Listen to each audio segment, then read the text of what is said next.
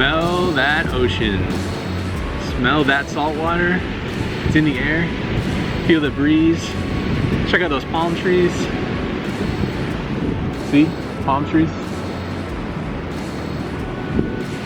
Palm trees. I mean, we do have palm trees in Las Vegas, but they just feel a little bit more natural here on the beach, California.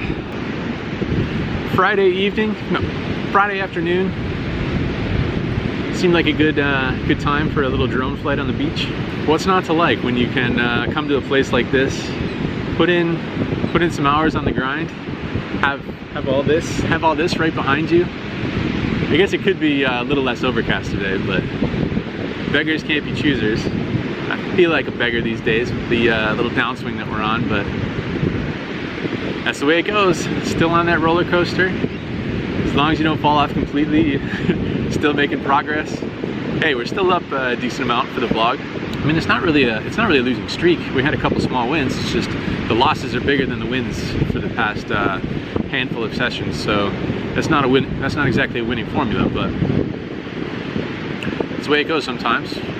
One thing that you guys keep asking me about, which I'm not really sure why you keep asking me this, because it seems fairly straightforward to me. The question is, how do you remember all the hands to such detail that you play? And it's not really that complicated of an answer. The answer is I just take notes. And I have my phone right in front of me to take notes on. There's a little app, in fact, called Notes that you can use to take notes on. So maybe the question is, how do you take notes? And I guess I can show you that. All right, we're in our notes. So, hand from yesterday, I open 10-9 spades. From under the gun to 20. Middle position, button, and big blind call. Flop, 7-5 deuce, 1 spade. Big blind checks. I bet 40, middle position, and big blind call. Turn is an offsuit 8. Big blind checks. I bet 110. Both call. River. Ace. Big blind checks. I bet 330. They fold. I don't know, was that instructional? I don't know if that's really much of like an insider's tip. The poker player's method to taking notes at the table. If anyone has any follow-up questions, you know what to do with them.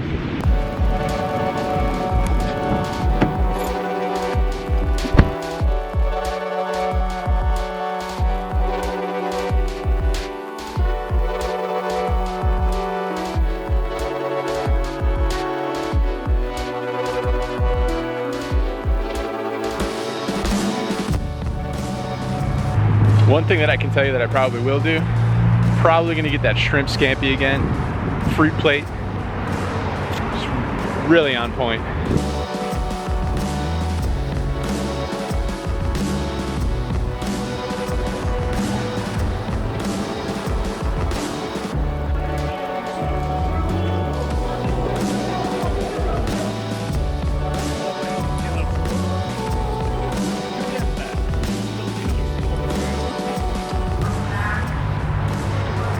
Just stepping out to grab the phone charger, but just sat in the 5-5 game, so back in it for 1500.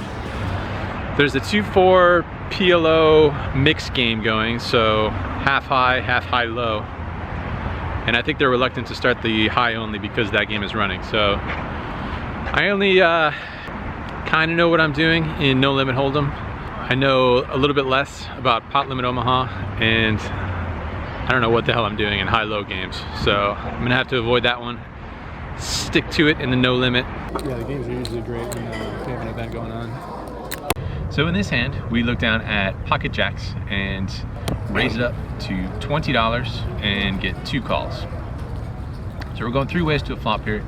Flop is king, queen, 3 with 2 hearts. The big blind checks. I decide to check, and the button checks as well. So still 3 ways here. Turn card is an offsuit 3. Big blind checks, I check, button checks. River's an offsuit ace. Big blind checks, I check, button checks. Big blind shows down jack 5, I show down pocket jacks, button shows pocket 8s. We win the pot. Not exactly a lot of action in this hand, but I know that you guys like to have the occasional hand of nothingness. So here you are. Here you go. Hope you enjoyed it. So in this hand, there's 2 limps, and we look down at ace-king offsuit. Definitely gonna raise it up here, make it 30 to go, and we get 3 callers. So we're taking a flop 4 ways this time, and the flop comes 9-8-3 with 2 spades. The first limper puts out a bet, a pretty small bet, bets $40. I think all the options are on the table at this point. Folding doesn't seem terrible. It seems a little bit tight, but being 4 ways to the flop doesn't seem too bad. You can always call and look to play some turns. I feel like if we pair up, a lot of times we'll have the best hand. And it's such a small bet that we're getting a pretty good price to draw to one of our overcards. Also have the backdoor second nut flush draw going on, so that's another option. Or we could raise, try and exploitively raise the small bet sizing from the limper. Don't expect him to be super strong here with that bet sizing into a multi-way pot. So really, I think all options have merit, but I decide to take the low variance route. I just flat call. Perhaps the least variance route would be folding, but we know folding is boring, so I make the call, and one player calls behind me. So we go 3 ways to a turn card. Turn is a 5 of spades. This time the limper decides to check. I also decide to check, and the button checks as well. So we're off to the river card, and the river is an offsuit ace. The limper checks, pretty interesting spot. I don't expect anyone to have a flush here. We have the king of spades, so we block some of those. Turn checked all the way through, and on the river, the limper once again checked to us. So it seems pretty unlikely that anyone has a flush. There are some 2-pair combinations that are possible. Sets seem somewhat unlikely, again, due to the bet sizing and the turn check through. So I think it's pretty often, I think pretty frequently we'll have the best hand here. I don't know how possible it is to get much value from the hand, but I'm still gonna try. I'm still gonna try and get some small value. I feel like ace-king is a little bit too strong here to just check down, so I bet $75, somewhere around a third pot, a little bit over a third pot, I think. And the button folds and the limper folds as well. So I don't know how much value there is in betting there, but it seemed worth a shot.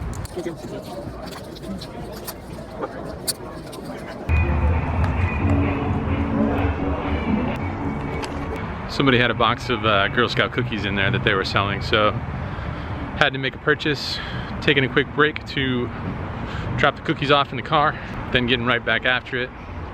Currently up a few $100s. Games are decent, could be better, could be worse, but staying after it. So in this hand, the hijack opens for 20, and we look down at ace-king in the cutoff. The hijack is a pretty tight player, and I'm still looking to put in a 3-bet in this spot since he opened from the hijack. I'm in the cutoff.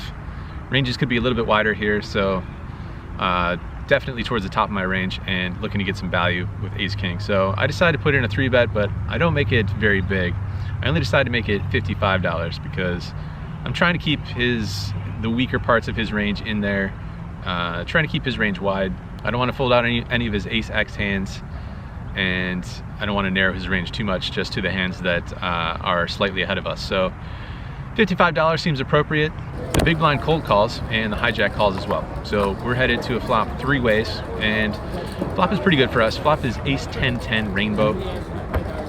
Pretty dry flop, and pretty likely that we have the best hand here. The action checks to us. Don't need to make too big of a bet here. Somewhere around half pot seems somewhat appropriate since there's very few draws on this board. So I bet $75. The big blind folds and the hijack calls. So situation looks pretty good so far. It feels like his most likely holdings are going to be ace queen, ace jack.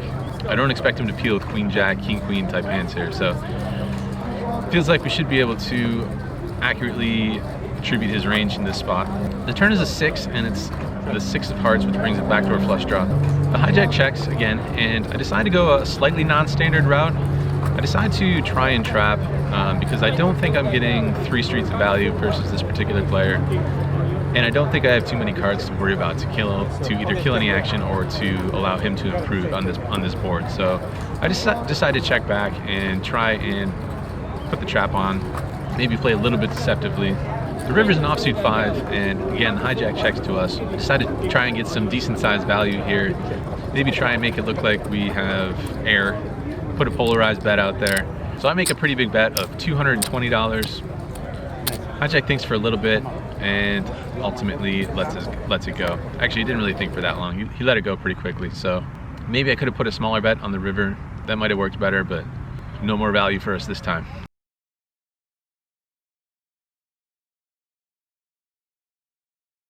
So in this hand, the straddle is on. It folds all the way to me in the big blind, and I look down at King 10 of clubs. Pretty good hand, only facing one more player. So I decided to put in a raise, and I make it $40. And the straddler calls. So we're off to a flop, heads up. Flop is ace 7 deuce with 2 clubs. So we flop the nut flush draw. Pretty good flop.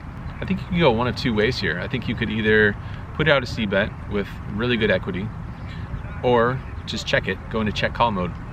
I think we might be able to get some better hands to fold.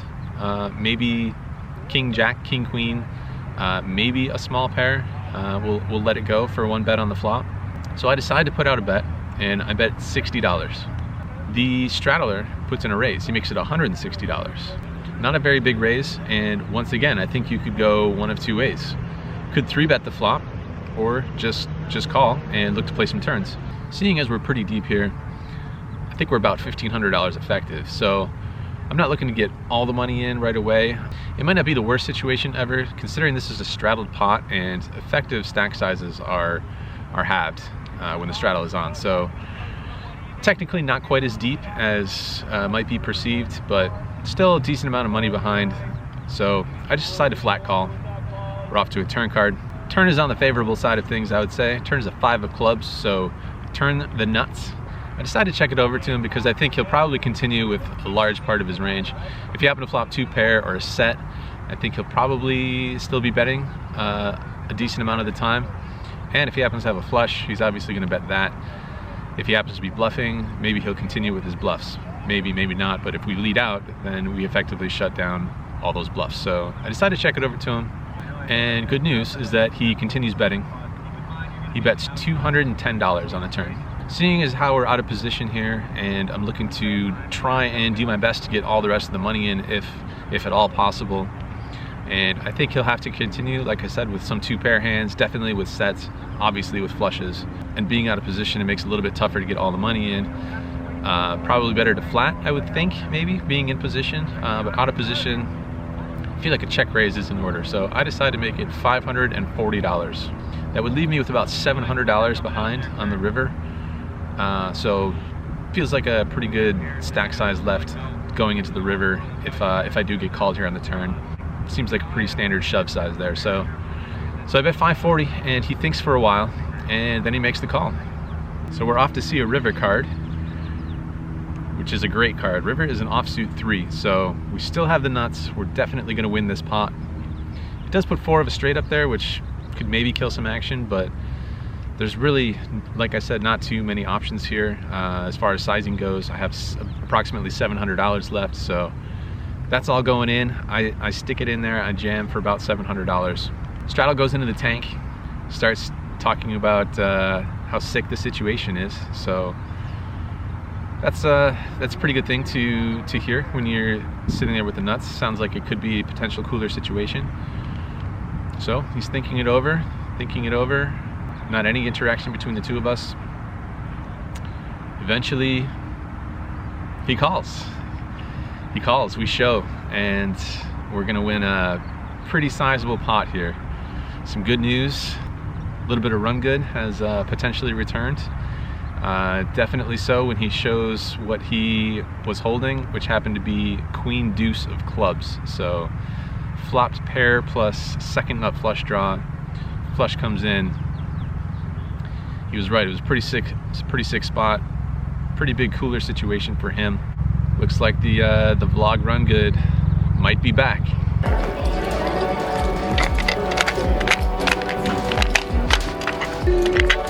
I'm done, yeah.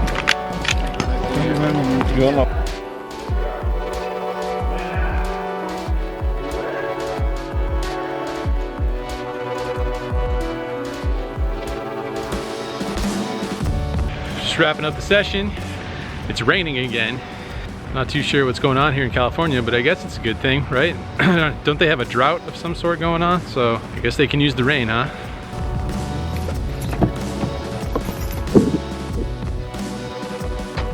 Good news today, booked a win, $1,285. That's good news. Bad news is we're pretty much break even so far for the trip, but that's not really bad news because that's such like 2 sessions. I mean, that's a pretty worthless sample. So happy to be back in the black, and I think I'm gonna move on tomorrow. I think we'll go check out a different casino in the San Diego area, see what's going on somewhere else. So I only have my hotel room booked until tomorrow, so I'm just gonna check out, move on, check out a different property, go take a look somewhere else, and who knows what else. Maybe we'll end up doing something outside the casino, maybe not. Maybe we'll just keep grinding our leather asses off. That's a reference from the movie Rounders. Perhaps you've heard of it. If not, you should check it out. If you like poker, you'll love Round. All right, so anyway, yeah, I'm out of here. What else is there to say? Nothing really. It's now 2:50 a.m. Checkout is at 11, so should be able to get a reasonable number of hours of sleep tonight. Only thing is I haven't done any editing yet from yesterday or today, so it's piling up. The workload is starting to pile up, but it's tough to I guess keep the balance, because if I'm here and I'm editing in the hotel room, then I'm not really maximizing my time. While I have a hotel room, I feel like I should be working or sleeping, because I can do editing back home in Vegas, but I don't know. I should be able to do it anywhere, right? I should be able to just crank these things out on the road. I don't know. I feel like I'm just kind of talking to myself here. I don't know if you guys really care about this whatsoever, so maybe I'll just end the vlog right here.